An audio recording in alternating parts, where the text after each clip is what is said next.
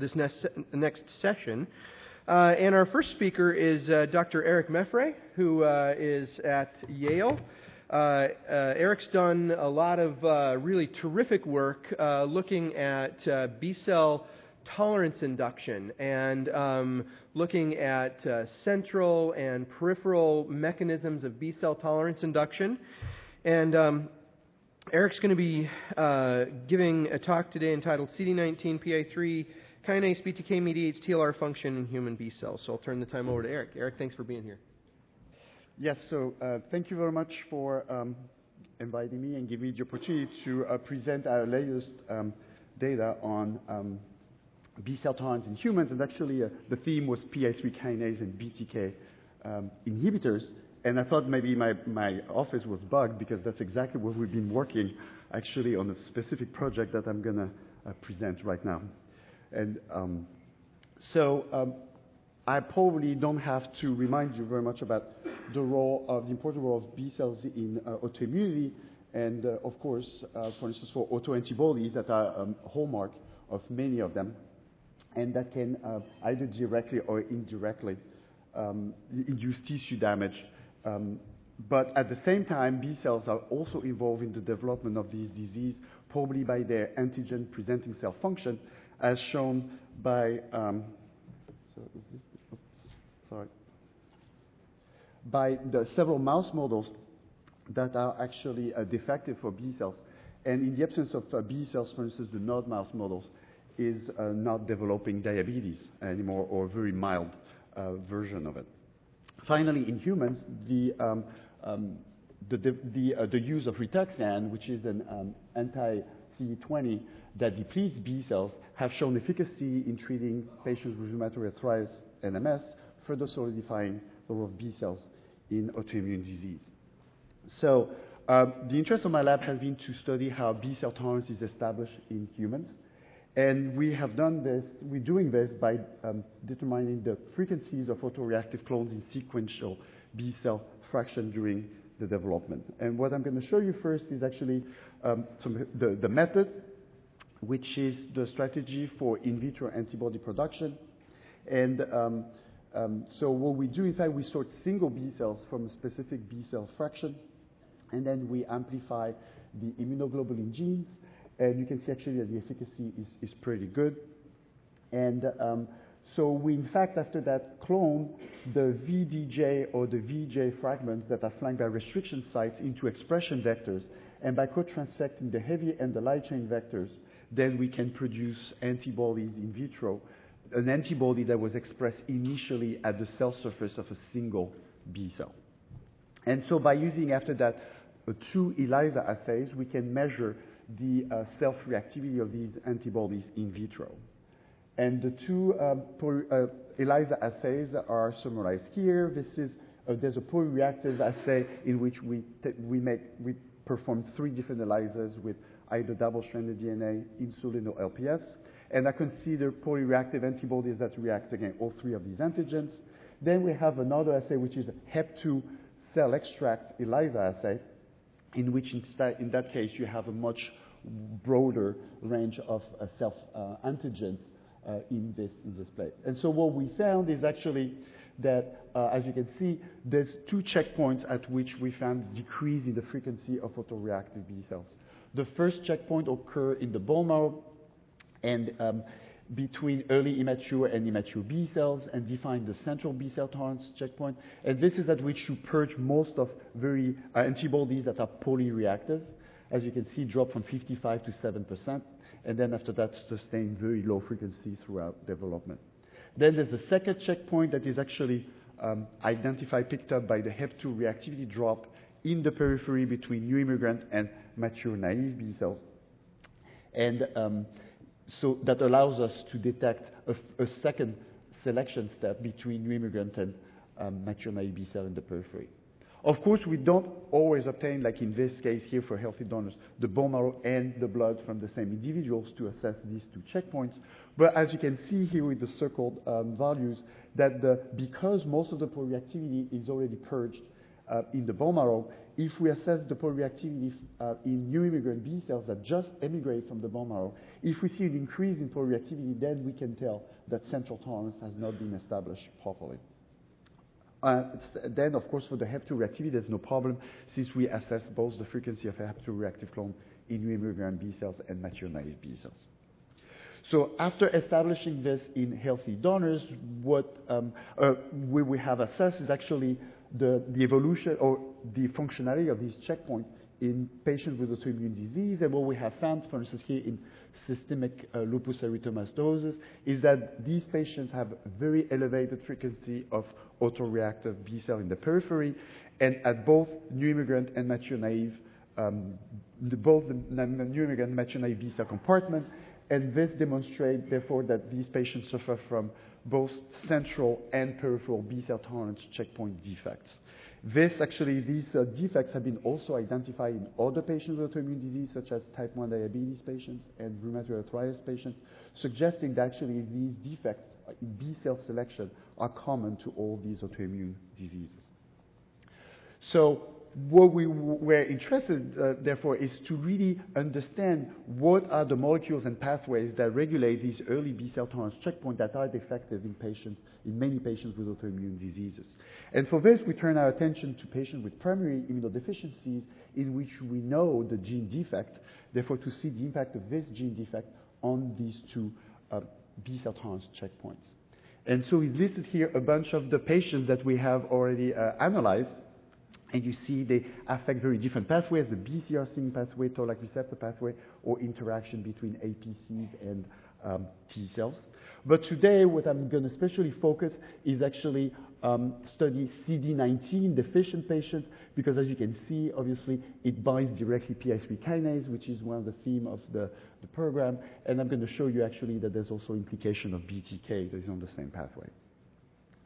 So, CD19 deficient patients have been now identified in several families, and probably I think like up to almost 10 families as of now. But the initial report two different kindreds, one from Colombia, one from Turkey, and who were reported by Menno van Zelm and Jose Franco. And so CD19, what is CD19? It's a co-receptor expressed on the surface of B cells that is involved in the amplification of the B cell receptor response. And in fact, it had contained it displayed a very long intracytoplasmic tail that, in fact, is used as a scaffolding protein to bind many STAR kinases and the recruitment of PI3 kinase itself. The deficiency especially induces a CVID phenotype in which there's a normal number of B cells, but very reduced number of memory B cells, and very low immunoglobulin, especially switch immunoglobulin levels in their serum. But as an interesting point, actually, these patients, several of these patients, or actually I say patients, one patient and one heterozygous carrier of the mutation actually develop SLE, which seems to suggest there's a higher prevalence of SLE, so lupus, in these individuals. And this was really interesting to us because, in fact, low level of CD19 expression has been already reported on B cells of patients with SLE. As you can see here on the left, this is the staining of the CD19 expression versus a healthy donor control in dashed line. And this is what you see is mimics exactly the decrease in CD19 expression, for instance, from heterozygote individuals in these families. And of course, the CD19 deficient patients have almost no CD19 expression. The decrease in CD19 expression on the SLE has been actually reported by many different groups. And so what we were interested is whether actually the CD19 deficiency could represent perhaps an example of monogenic form of potential of individuals prone to lupus. So we assess central or early B cell tolerance checkpoints in these individuals carrying one or two CD19 mutated alleles. And we, after that, analyze BCR and toll-like receptor function in the absence of CD19. And so this is here the polyreactivity results. So you can see how the ELISA look like, and you can see that there's actually a very high frequency of polyreactive clones in both the CD19 heterozygotes as well as the CD19 homozygote. So you can see that even just decreased amount of CD19 in the heterozygotes actually induce a very strong impact in the selection of your autoreactive B cell in the bone marrow, resulting in the release of a lot of autoreactive B cell in the periphery. So what I would like to point is actually the only CD19 non-carrier in the Colombian family actually display a completely normal central B cell tolerance checkpoint, suggesting that perhaps it may not be like other segregating genes that would segregate in this family that may be responsible for this. Although, as I mentioned, the CD19 heterozygous and homozygous mixed background, since some are from Turkish origin and others from Colombian origin. Interestingly, what we found as well is that actually CD19 was very important, expression was very important at removing B cells that express anti-nuclear reactivities. And there's a gene dosage effect. So like you can see, heterozygous seems to have a trend to have more anti-nuclear B cells that exit the bone marrow. Homozygote actually have a much higher frequency of anti-nuclear B cells. And this was a little bit reminiscent from the work that we have previously reported for IRAK4 and MYD88 deficient patients, which were really characterized by high frequencies of anti-nuclear B cell exiting the bone marrow. So this prompted us to assess whether actually the frequency of the anti-nuclear antibody expressing clones might be the result of abnormal toll-like receptor signaling in the absence of proper CD19 expression in the B cells of these individuals. And in fact, it was exactly the case. Here is, for instance, B cells, naive B cells that have been isolated from fresh samples and stimulated for 2 days in vitro with either through the BCR with the FAB'2 anti-IgM or through the toll-like receptor 9 with CPG. And as you can see, these actually are 3 members of the same family, the non-carrier on the top, the heterozygous in the middle, the homozygous deficient at the bottom. And as you can see, the homozygous individuals seem to be, especially in the CPG, so toll-like receptor 9 activation, seems to be almost completely non-responsive to toll-like receptor 9 activation. And you can see that the heterozygous seems to have an in-between phenotype, and this is summarized here for CD23 upregulation and TACI upregulation B cells. You can see that these upregulation is severely impaired in the absence of CD19 and reduced in most cases when only one CD19 allele is functional. We extended that observation actually to other markers, such as CD86, which is also induced by both B cell receptor and toll-like receptor activation.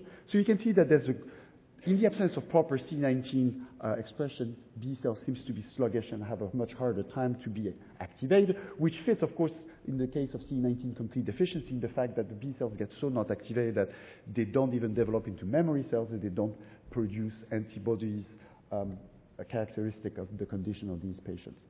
However, it's not that the B cells were completely unresponsible, for instance, to toll-like receptor function, because if you look, for instance, toll-like receptor 9 responsible for the expression, the upregulation of CD69, which is an activation marker, and CD25L2 receptor alpha, you can see that in that case, the induction after toll-like receptor 9 triggering was completely normal. So it's not that the cells are damaged, that they're dying, or so they're totally fine, but some sets of molecules seems to be upregulated normally, and other sets of molecules are extremely impaired in terms of their induction. And this decrease in induction of some of the molecules, such as CD86, for instance, is not a global feature of all the cells in these individuals, because, for instance, if you follow the activation of plasmacytoid dendritic cells from the same patient that also express TLR9, in that case, or TLR7 for guanidinoid is an agonist of TLR7, you can see that actually the plasmacytoid dendritic cells of the individuals respond completely normally to those TLRs, which was not the case actually to what we have seen in B cells, suggesting that there seems to be CD19 seems to be involved in some TLR7 and TLR9. I did not show you the data for TLR7, just TLR9, but there's somehow CD19 seems to be important for the induction of some sets of molecules in B cells only and not in plasmacytoid dendritic cells. So, and this is summarized here. So, which molecule are involved in the CD19 dependent TLR7, TLR9 signaling pathways? There was not really much known about how CD19, actually there's nothing known about CD19 being involved in mediating any signaling function in Toll-like receptor. It's known, as I mentioned, for the BCR, but not for the Toll-like receptors. So first we used PI3 kinase inhibitors and BTK inhibitors, and what we found is that actually indeed, if you look at downstream events for their activation, such as MAP kinase phosphorylation or NF-kappa B phosphorylation, you can see that if you induce this phosphorylation through Toll-like receptor 7 or 9, and you use these inhibitors, you find that there's always a decrease in the response, indeed suggesting, of course, as is known, that NF-kappa B and the MAP kinase are downstream of the Toll-like receptor signaling pathways, but also the BCR pathway. But this decrease would suggest that perhaps there will be a branching of the Toll-like receptor function into the BCR signalosome, and perhaps using some of the pathway used by the BCR, since PI3 kinase and BTK are known to be mediating BCR signaling. So we did now, we did look actually now using the BTK and PI3 kinase as well as a PIK2 inhibitor to see the impact with the same assay with healthy donor B cells. We activate the same way, and then we look, what about the induction of the molecule that I told you, where either specifically induction is specifically impaired in CD19 deficiency or not. And as you can see is that BTK PI3 kinase inhibitors mimic exactly the defect in CD19 deficiency, in that you see that if you use these inhibitors, you really decrease the induction of CD86, TASC, and CD23, which is framed here in red, but you have almost no effect in the induction of CD69 and CD25, which were the molecules whose induction was actually CD19 independent. So somehow inhibiting PI3 kinase, BTK, and to some extent PIK2 seems to mimic the same defect that were identified in CD19 deficiency, suggesting that they may be all part of the same pathway. So, and this is not, of course, when you use inhibitors, people are going to tell you, well, your BTK inhibitor, who knows if it really mimics, it may hit on other molecules, other kinases. And in fact, we got the chance to enroll a BTK patient that had way more B cells than normal, and actually it's a real true BTK deficiency, because as you can see, BCR signaling induced absolutely no response in the B cell of this patient. But here you can see that, in fact, after TLR7, TLR9 agonists, you have a very severe induction of CD23, CD86, which are CD19 dependent. But at the same time, in this BTK deficient patient, you see that his B cells are actually completely normally, they respond normally to the CD69 induction and CD25. Again, suggesting indeed that BTK is still part of the same pathway as CD19. So, do CD19, PI3 kinase, BTK mediate TLR9 signaling? And so this is, in fact, we've done Western blots with to detect the phosphorylation of CD19 and BTK. And as you can see, as it was already known, CD19 and BTK are quickly phosphorylated after the B cell receptor stimulation, peaking around 2 minutes.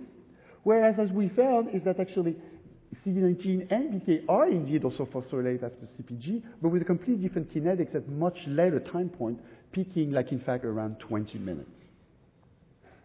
The other molecules that I showed, the inhibitor PIK2 impacted this, so somehow we found exactly the same thing, which is that PIK2 has a little broader phosphorylation length. However, lean phosphorylation seems also to be restricted only in the early time point, whereas actually it's not represented here. We have done now an entire phosphostar kinase blot, and we find that actually the phosphorylation of STAR kinase also overlap with exactly the same kinetics in 19, suggesting that another STAR kinase than LIN is probably responsible for the CD19 phosphorylation after Toll-like receptor activation. If we use now different inhibitors, we find that CD19 phosphorylation is inhibited with PIK2 inhibitors or BTK inhibitor, and completely abrogated with STAR kinase inhibitor. This is on the top panel. And then at the bottom panel, if you look at the phosphorylation of BTK, we also find actually BTK inhibits its own phosphorylation, so there's an amplification loop here. PIK2 is also decreasing BTK phosphorylation as well as PI3 kinase inhibitor. So which of these molecules interact with each other and mediate CLR9 signaling and function? So in fact, what was already reported in the literature from the group of Raid Geha is that MyD88 can bind directly PIK2, and there's data in the literature suggesting that MyD88 actually can associate with BTK in myeloid cells.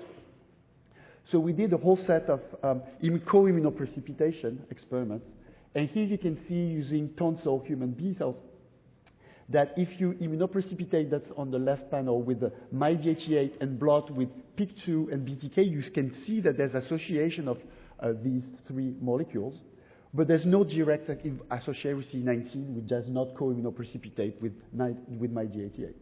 Using EBV lines, we could confirm, again, the same data, which is that CD19 does not, this is the middle panel, CD19 does not co-immunoprecipitate with MyD88, but PIK2 and BTK do. And actually, we're using these cell lines, we found that LIN can also immunoprecipitate. So this seems to be a big complex made with MyD88, PIK2, BTK, LIN being already together, even in a non-stimulated manner, that are already ready to potentially mediate toll-like receptor, some of toll-like receptor 9 function. Downstream here is actually the recruitment the phosphorylation of, or the association of PI3 kinase, and we find that actually the inhibition of SARC PIK2 block actually the recruitment of SARC of PI3 kinase to CD19, what PI3 kinase itself does not block its recruitment. So this is somehow a little bit a summary of what's going on.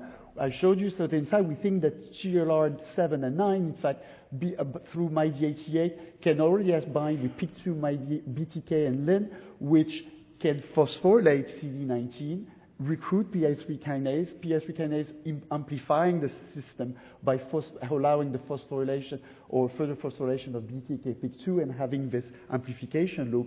And so we demonstrate, in fact, that the toll-like receptor 7 and 9 signaling pathway branches into the BCR signalosome and uses this. And it's not actually apparently such an unusual thing, since the recent paper just demonstrated that BAFF receptor is doing exactly the same thing. BAFF receptor somehow is linked to BCR signaling and can a little bit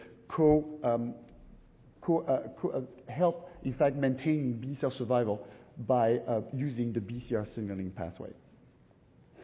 And so this has important implication in several fields. Like here in blue, first of all, is in the case of SLE, you can see that, of course, the cross-linking of anti-nuclear B cell, both by the BCR and the TLRs, are believed to be important for the activation of B cells and the production of anti-nuclear antibody.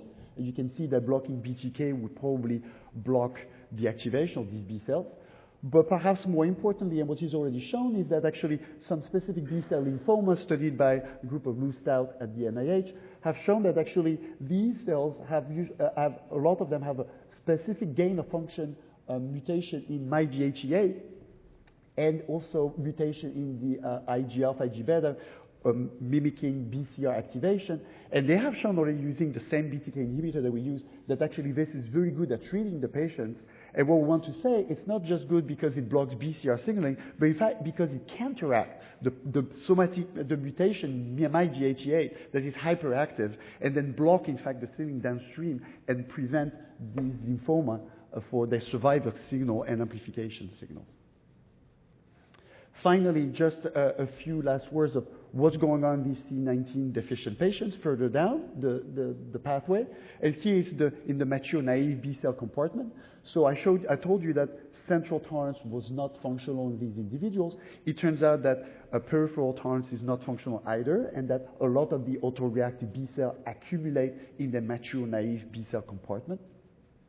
And there's again a gene dosage effect, which is like if you have one mutated CD19 allele, you have an increase in the frequency of autoreactive B cell and mature naive B cells. If you have two mutated alleles, you have almost twice as much. And actually what we found is like normally we think that actually regulatory T cells are important for this, for regulating this checkpoint. But as of now, we don't have any evidence that Tregs are deficient in these patients. However, especially the homozygous has very high concentration of BAFF, which is a pro-survival B cell factor in the serum, and we think that this may actually interfere and favor the accumulation of these autoreactive B cells in the blood of these patients. But if we look further down, actually we can say that even tolerance is breached in a lot of these individuals, and I don't want to say patients because some people are healthy, the CD19 heterozygote carrier, and still you can find an elevation of anti-nuclear antibodies in the serum of these healthy individuals. And so it's shown here, and again, the homozygous individuals seems to be even more prone actually to have more even anti-nuclear antibodies in their serum. And actually, you never find the secretion of anti-nuclear antibodies in IRAK4 MYD88 deficient patients, while in fact the frequency of anti-nuclear B cells is even higher.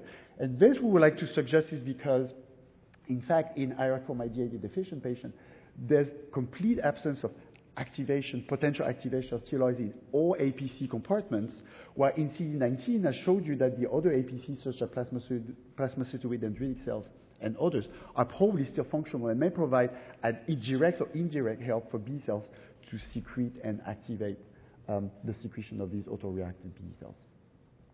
So this is a conclusion here. So CD19 mutations induce in human B cells specific TLR7, TLR9 signaling defects which impose B cell intrinsic activation defects. Since BCR and Toll-like receptor pathways we believe are involved in sensing self-antigen in mature B cells, of course CD19 mutation also result in central B cell tolerance defect in both heterozygous and homozygous subjects. The two mutated CD19 allele result usually in stronger TLR defects and correlate with higher autoreactive B cell frequencies in all their B cell compartment.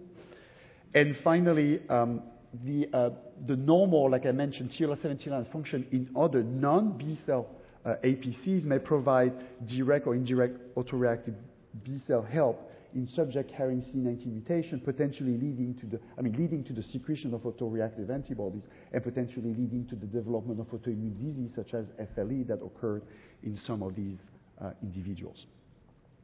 And so this is the bigger summary about central tolerance. What I would like to say is that CD19, now you see, is listed in red because all the gene mutations that we have found that affect central tolerance are listed here in red, and you see that they all, in fact, genes that have components expressed in B cells, and they all genes, in fact, that have components that help for B cells to sense binding to self-antigen or immature B cells in the bone marrow through either the B cell receptor or Toll-like receptors. Whereas on the other hand, actually, if I show you now all the gene defects that impact specifically peripheral tolerance, you see that it's a completely different set of immunodeficiencies and a completely different set of genes that, in fact, in that case, seem to involve in APC T-cell interaction, and especially, I would say, Tregs that we have analyzed with Hans Ochs and Troy Torgerson in the IPEX patients here at the bottom corner with FOXP3 mutation that specifically show specific defects in peripheral B cell tolerance. So this is what I'd like to maybe to leave you with, which is like that central tolerance we believe requires proper B cell receptor and Toll-like receptor signaling to sense binding to self-antigens, whereas we believe that Treg cell functions are essential for the establishment of peripheral tolerance, and perhaps BAFF serum concentration may also interfere with and favor the accumulation of autoreactive B cells in the mature naive B cell compartment of individuals. And this is the acknowledgement slides for all the people in the lab who have done a lot of the work. So the C19 work has been done by several individuals like Heather Morbach, Yanxing Ng, and actually Greta Myers, who have now left the lab. And big thank actually to all the physicians, most of which actually are in this room, who send us all the blood samples of all these rare patients and that allow this work possible. And a big thank you, of course, to support the NIH and NIAID that made all this work possible. So thank you very much for your attention.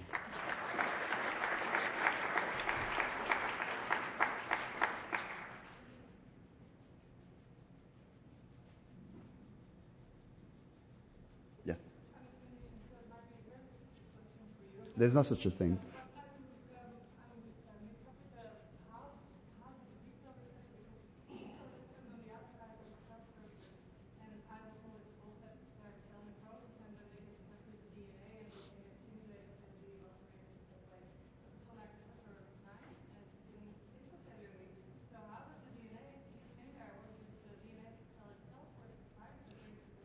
No, so we believe actually that for the central tolerance checkpoint, of course, it will be BCR that are self-reactive and especially reactive to antigens that contain DNA fragments. It could be histone, for instance, that binds to DNA, or proteins that are bound to RNA that, in fact, through binding, the BCR gets internalized. And when it gets internalized, it's going to deliver these self-antigens to internal compartments, some of which lysosomes will contain, actually, that's why your question, TLR7 or TLR9. And then in that case, if we think that is the binding of these two receptors that actually are very important to induce signaling, to induce tolerance mechanism that's going to do either receptor editing to fix the receptor, or even to induce cell death and the removal of these autoreactive B cells. And you can see, of course, if you have a block of this pathway, the B cell doesn't know it binds antigens that contain DNA or RNA, and so they leave the bone marrow, and that's why you find increased frequency of anti-nuclear B cells in the case of IRAK4, MYD88, BTK, CD19 deficiency. Yes?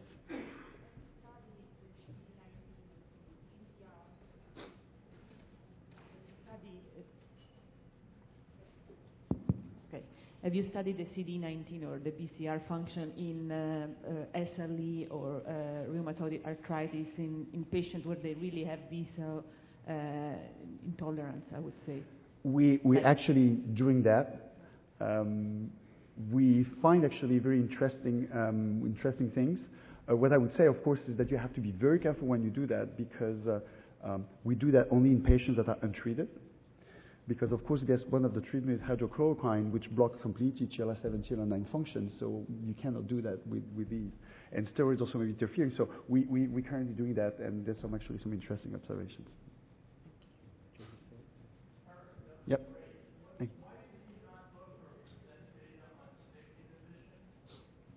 So, I did not show a Sorry, yes, the question was, why didn't we analyze SYK inhibition? So SYK is very upstream in the signaling pathway of the B-cell receptor. We did use SYK inhibitors that I did not present here. The point is, for two reasons. Number one, we're still trying to determine whether phosphorylation of SYK is involved in the pathway. But the problem with this is that we had problem with the reagents that were available somehow. So. But in any case, we're looking into it. The inhibitors, though, gave us, they seem not to have they did not seem to reproduce the defect of CD86 and CD23 and TACI. It was much milder. So if you do the experiment many times, you start to get significant, but it was much less than the others, so which make us believe that SYK is too upstream and not really required for this pathway. But we need to further assess that. Very good. Thank you very much.